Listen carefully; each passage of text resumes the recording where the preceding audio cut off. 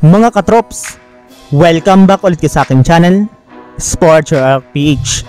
At ngayon nga ay pag-uusapan natin ang balitang inoffer na nga po ng Miami Heat sa Portland Trail Blazers ang kanilang pinakamalaking trade para makuha si Damian Lillard. Pag-uusapan na rin nga natin dito sa ating panibagong video ang naibalitang super big lineup na gagamitin ng Los Angeles Lakers sa darating na season at ang sinabi ni Phil Jackson kay LeBron James.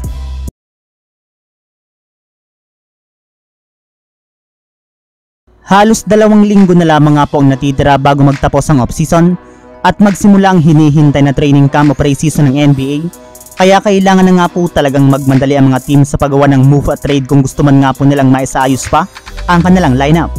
At isa nga po sa mga nagmamadali ngayon ay ang Miami Heat na desidido para naman nga po sa pagkuha sa kanilang matagal ng target na si Damian Lillard. Sa katunayan, base nga po sa pinakahuling nilabas na balita ng isang NBA insider, tuluyan na nga na pong binigay ng Miami Heat ang kanilang huling offer sa Portland Trail Blazers kapalit ni Damian Lillard, at ito nga po ay kinabibilangan ni Tyler Hero, 2 future first round pick at ilang mga manlalaro. Bukod rin nga po dyan mga katrops, ay plano naman nga po ng Miami Heat na gumawa ng isang 3 to 14 trade deal upang sa ganon ay matuloy lamang ang pagkuha nila kay Damian Lillard ngayong off-season. Ganyan nga po kadesidido ang Miami Heat na makuha si Damian Lillard, gayong naniniwala nga po sila na ito na nga pong huling susi para tuloy na silang magkampiyon. Samantala, punta naman tayo sa ating sunod na pag-uusapan sa naibalitang super big lineup na gagamitin ng Los Angeles Lakers sa darating na season at ang sinabi ni Phil Jackson kay LeBron James.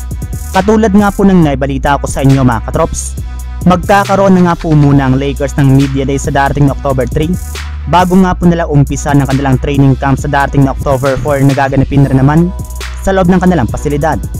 At bago pa man nga po nila simulan ang kanilang training, ay binulgar na nga po ngayon ang pinakamalaking lineup na pwede nga po nilang gamitin sa kanilang mga darating na laro na bubuuhin ni Austin Reeves, Taurean Prince, LeBron James, Anthony Davis at si Christian Wood.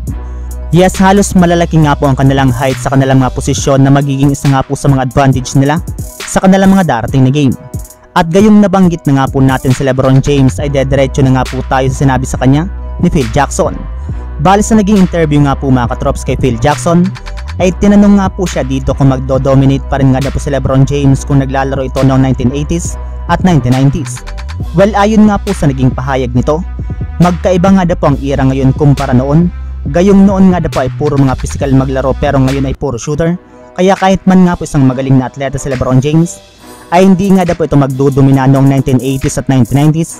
Gayong meron nga na po mga players noon na mayroong malalaking pangangatawan, katulad ni Karl Malone at David Robinson na hindi kayang tapatan ni LeBron James. So yun lang mga katrops, ang handog kong story ngayong araw. Sana nag-enjoy kayo, please like and subscribe my YouTube channel, Sports React PH, para sa iba pang story at update patungkol sa NBA. Kita-kits muli sa ating susunod na video.